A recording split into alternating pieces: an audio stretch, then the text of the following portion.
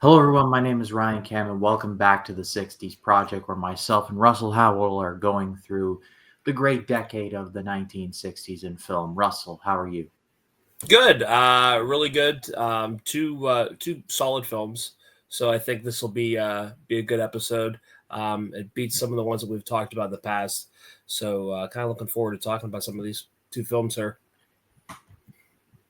Two films are different in content, but two that that are both equally good in terms of quality, and one that is like one of the best of the decade. But we'll get into that in just a second. But if you like the video, leave a like, subscribe. If you're listening on Spotify, give us a nice review. We would greatly appreciate that. But let us get into it. First up, by talking about from that bright, from the uh, from the young company known as Walt Disney, it is Pollyanna. Pollyanna was directed by David Swift, who would later go on to direct the original Parent Trap, also starring Haley Mills, and would go on to direct an adaptation of How to Succeed in Business Without Really Trying. It's based on the book of the same name written by Eleanor H. Porter, and it tells the story of a young girl named Pollyanna who is sent to live with her Aunt Polly, because they were real original with their names back in the 1910s. Pollyanna is a very bright and charming girl, and her charmingness rubs off on the town that she lives in, much to her aunt's chagrin.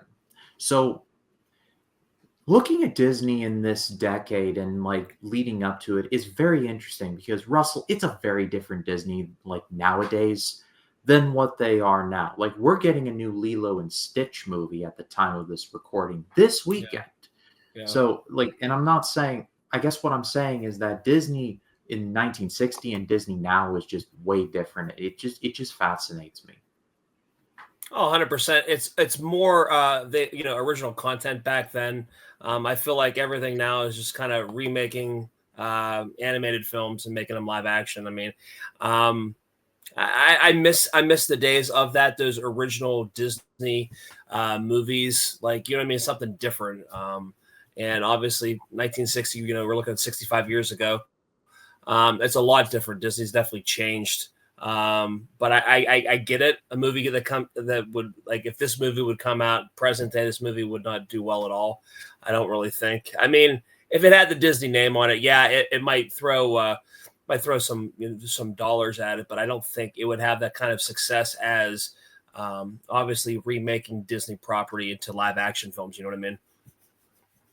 No, I agree Yeah. 100%. And honestly, like, it would be fun one day on this channel to do like just like a deep dive into Disney throughout like their whole history, like animated live action stuff like that. But that'd be a whole nother thing for a whole nother time.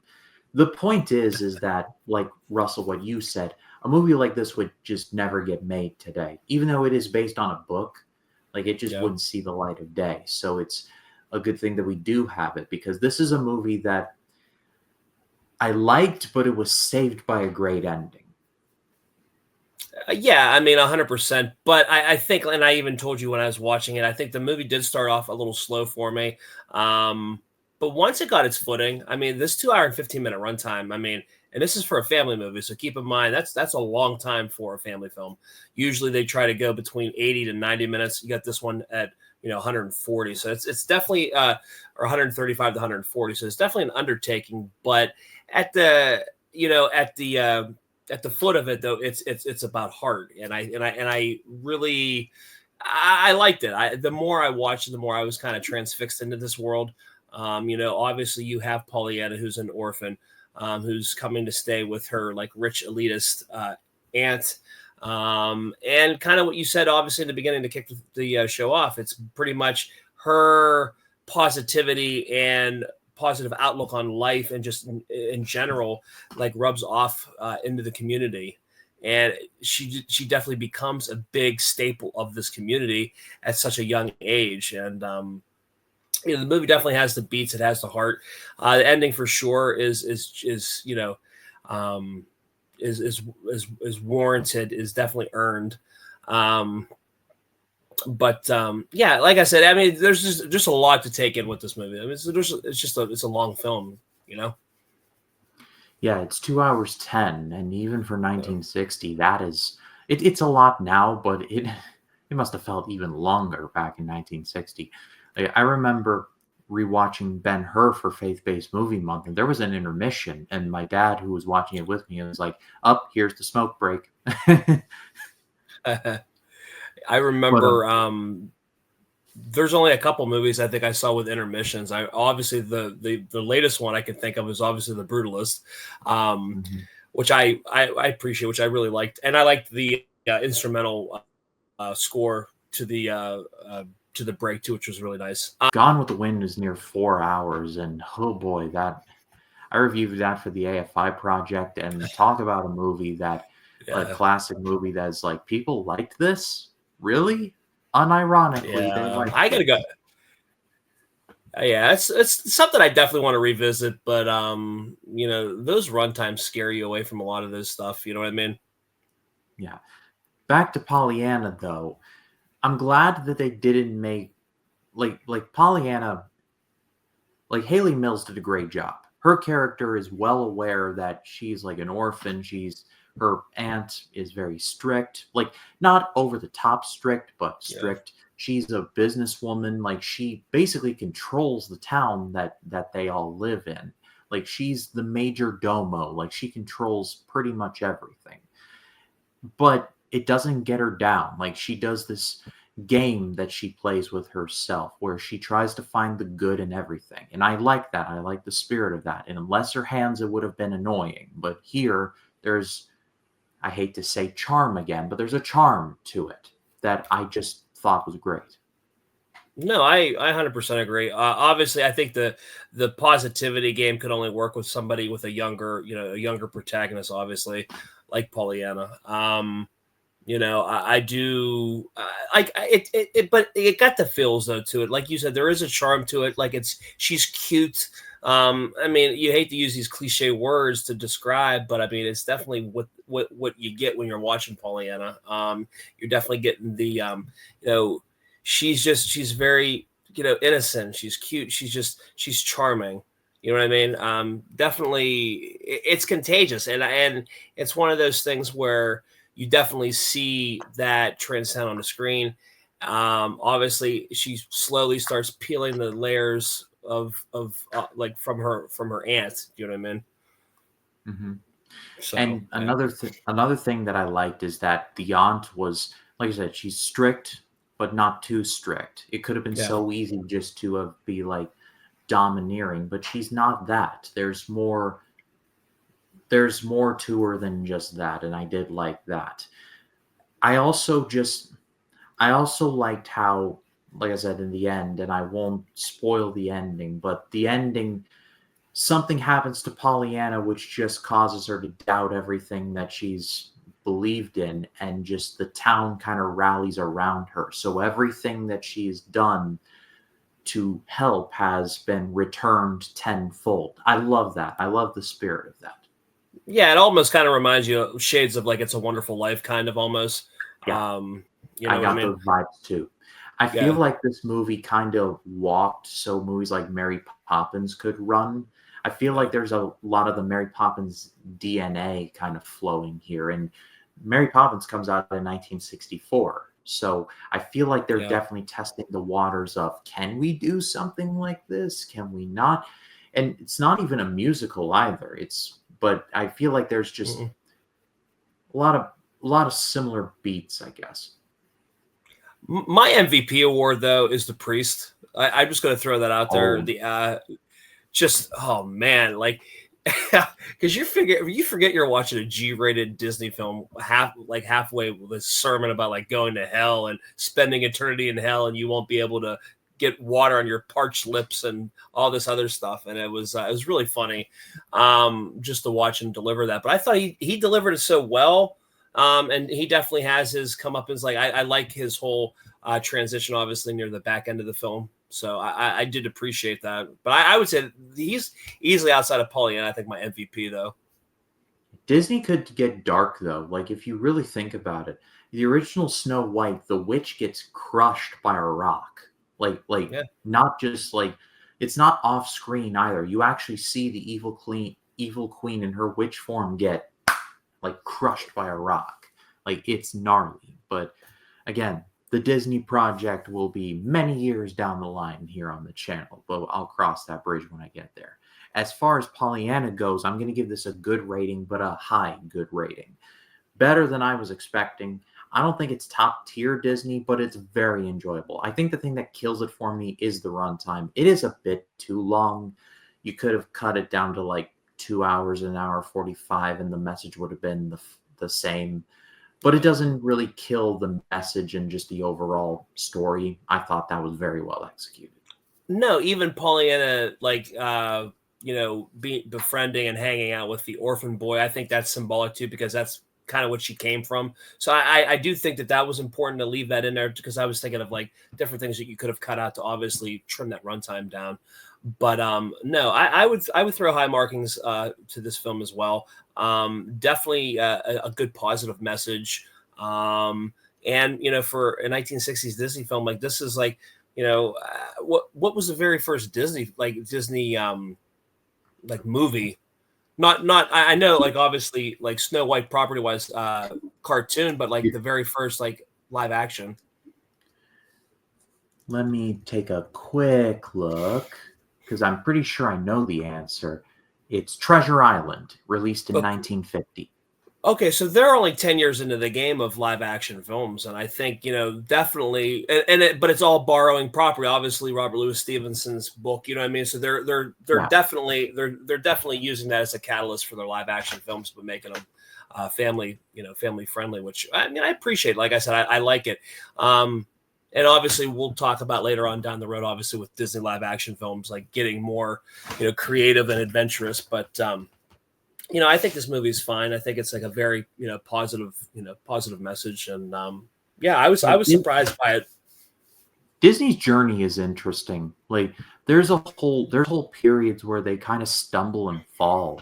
Like they get away from their animated roots, and even the animated stuff just doesn't hit like it used to. It's not until like The Little Mermaid where things really start to get going again. And then in the 90s, they established their own studios like Hollywood Pictures and Touchstone, where they do like adult stuff. But again, Disney project coming way in the future here on the channel.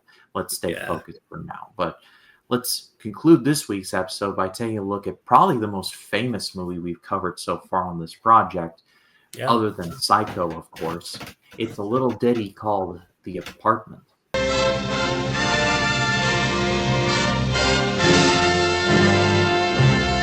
The Apartment was directed by Billy Wilder. Hopefully, you all know who he is. He had directed Sunset Boulevard, Some Like It Hot. Like he was a big deal. And the movie starred Jack Lemmon, Shirley MacLaine, who, and I'm looking it up. I'm looking right at it.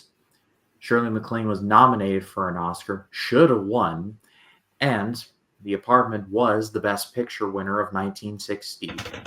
It won in 1961, but for 1960, this was the Best Picture. And I mean, can't necessarily argue with the choice there, but it tells the story of a man named C.C. Baxter, played by Jack Lemmon.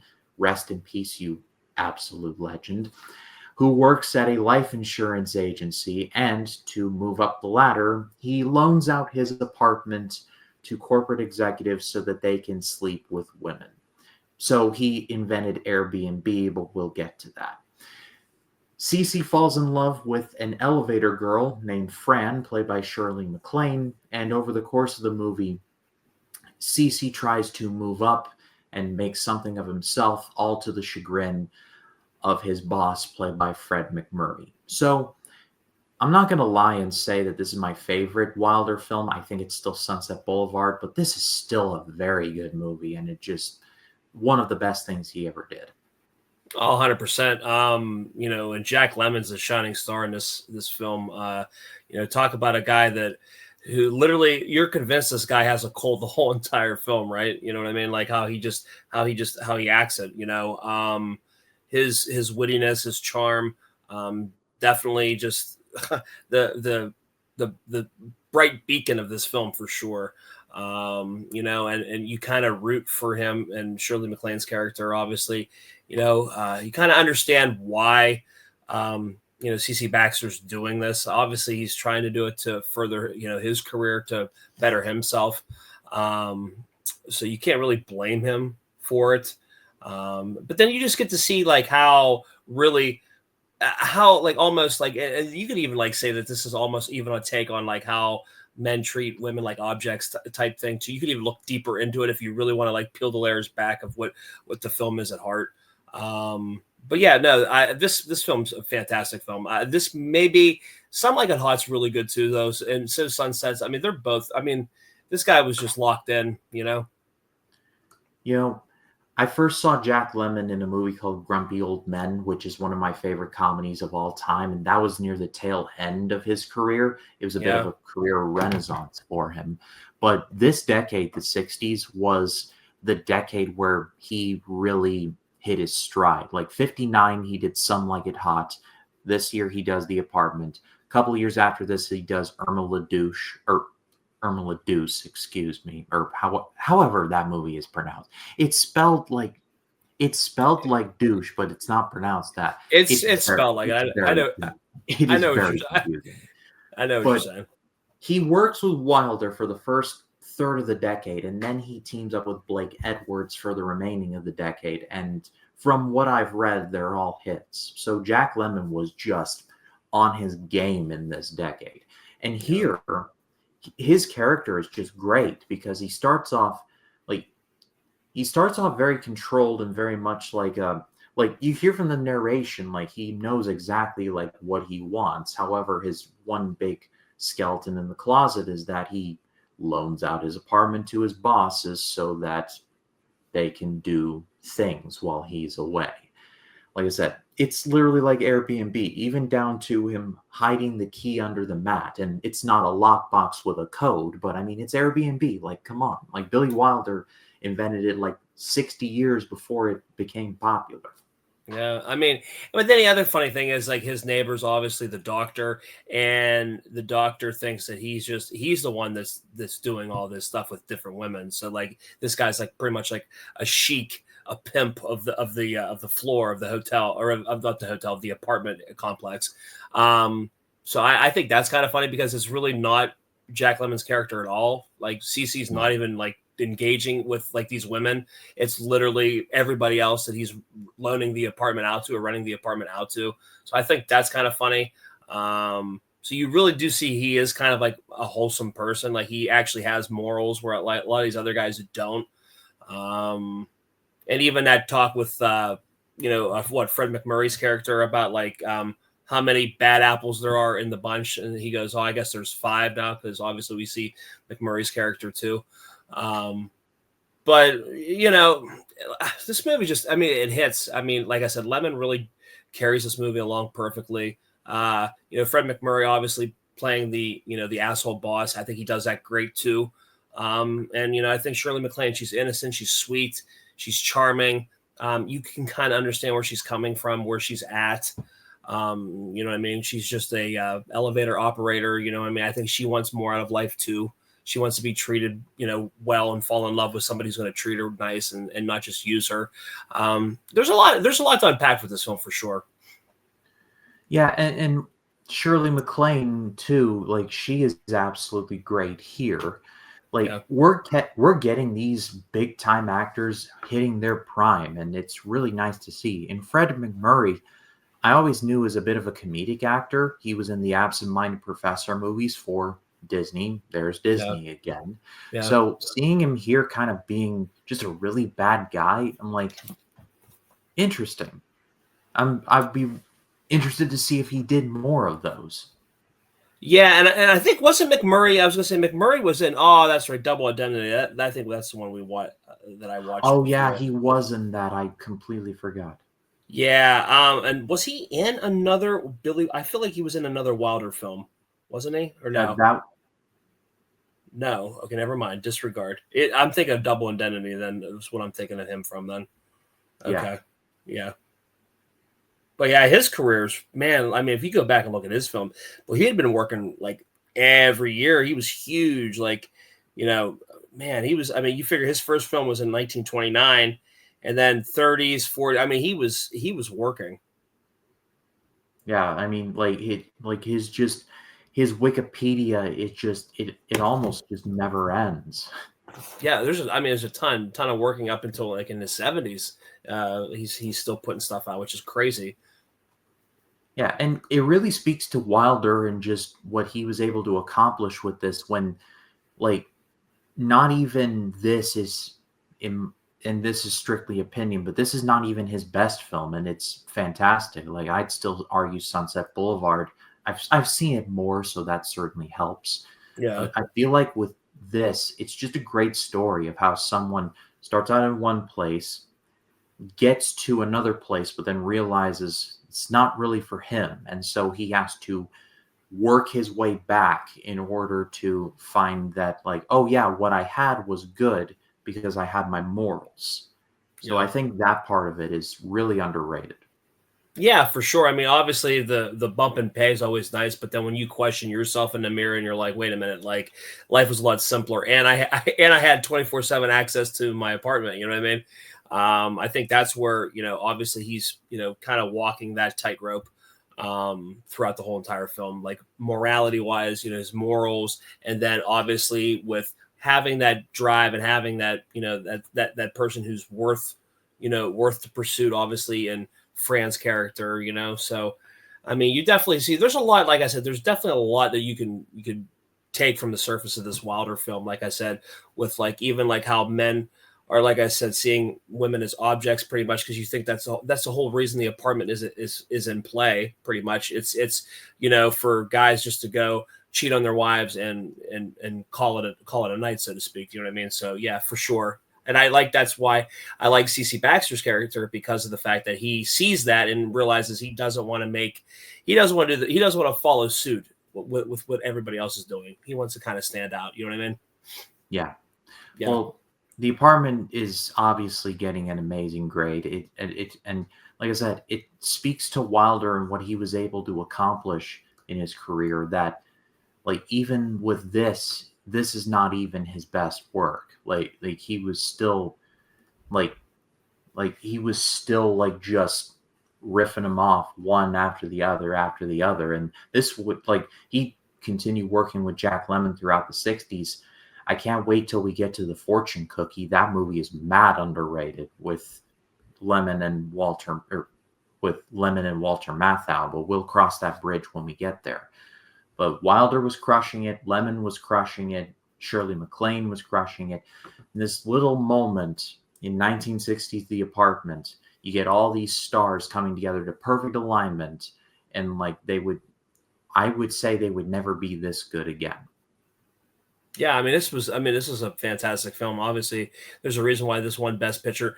This is before you could sit there and say, "Well, man, the Oscars got it wrong with Best Picture winners." But like, this is obviously when you kind of knew that there was that standout film of that year that was clearly the front runner for being the best film, and this definitely is one of them for sure.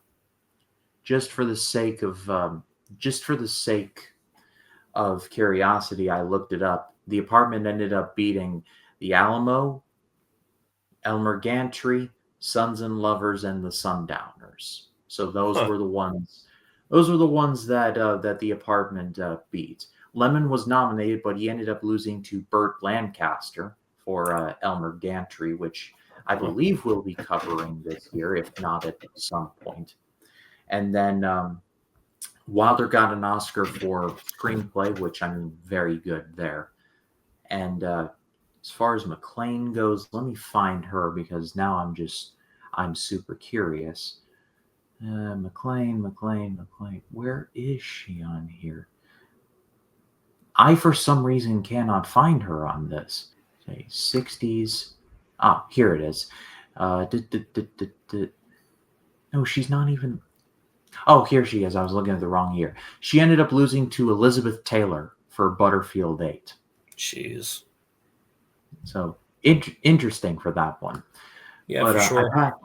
I pass it off to all of you. What did you think of The Apartment or Pollyanna? Let us know in the comments. We'd love to read what you have to say. And Russell, it's a privilege to do this with you every Friday. Tell the people where they can find you.